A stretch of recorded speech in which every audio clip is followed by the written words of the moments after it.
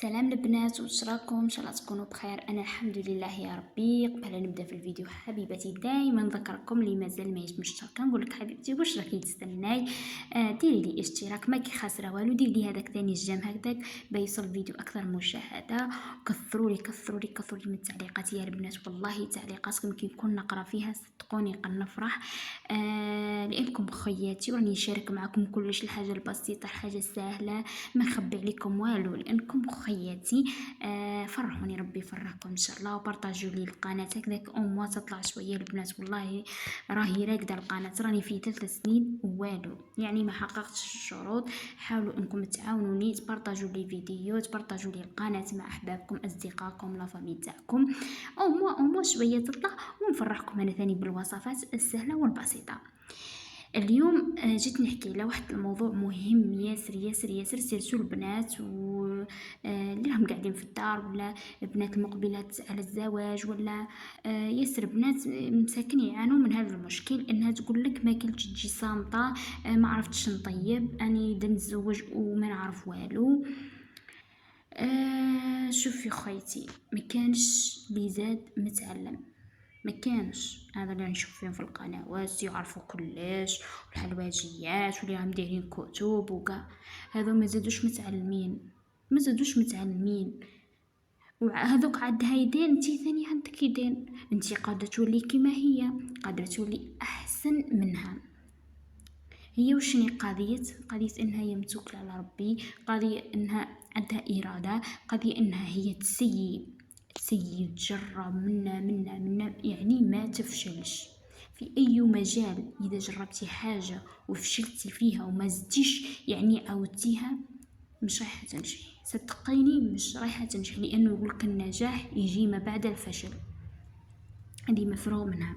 انتي مثلا جربتي حاجه، مثلا جربتي كاطو، ولا جربتي كيما نقولوا طاجين، ولا طبخه كيما هاك، وجات يعني ماهيش مليحه، انتي لازم تعرفي وين الغلطه. مثلا نقصتي الملح، مثلا يبستيها، مثلا يعني نعطيكم مثال فقط، مثلا حركتيها، مثلا نو، مش تيأسي، لا لا، نعرف الخطأ تاعي وين، وشني حاجة اللي ما جاتش مليحة في هذيك الماكلة ولا هذيك الكاطو. ولا المرة الجاية نحاول اني ما نعاودش الغلطة ونصحح الخطأ، راح تجيك مليحة المرة الزوجة، الثالثة تجيك احسن، الرابعة تجيك توب. هذه هي الفرق بين هذيك اللي تفشل والفرق بين هذيك اللي ما شاء الله انها تسيي، هذيك تسيي غلطت فيها هذه تولي تعاودها. اما هذيك اللي ما تنجحش تفشل المره الاولى، تفشل دير حاجه ما نجحت، الايه خلاص والله ما نجحتش، وانا ما نعرفش نطيب، وانا ما نخدمش، وانا محال نتعلم، وانا ما نتزوجش وكاع وكاع، تبدا دير في الاعذار. نو، هذا خطا كبير كبير كبير كبير. هذيك الميم نحيها تاع ما نعرفش وما نخدمش وما نديرش، نو، هذه مش رايحه نحي هذيك الميم، لانك صدقيني مش رايحه تتعلمي في اي حاجه. اللي نقول لكم يا البنات، راني مثال الطبخ راني عطيتكم كمثال، نحكي بصفه عامه في حياتنا.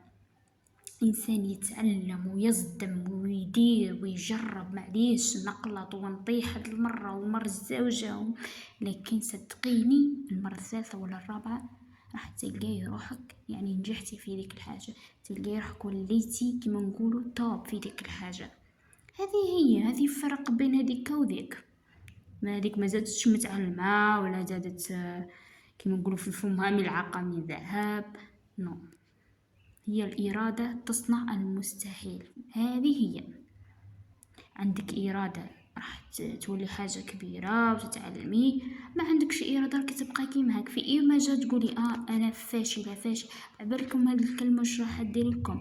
راح تخلي ما عندكش الثقة بنفسك، راح تسبب لك أمراض نفسية، توحد.